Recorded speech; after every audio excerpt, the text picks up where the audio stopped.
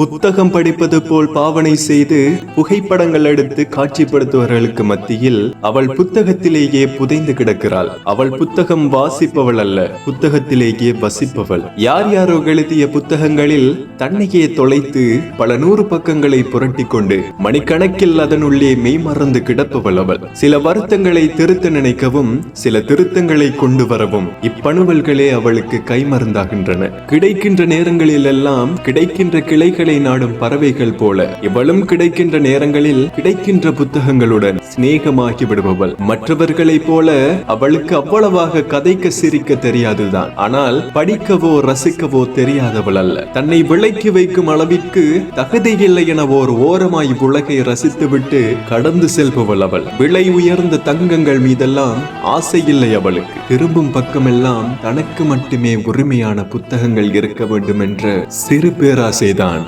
அவளுக்கு.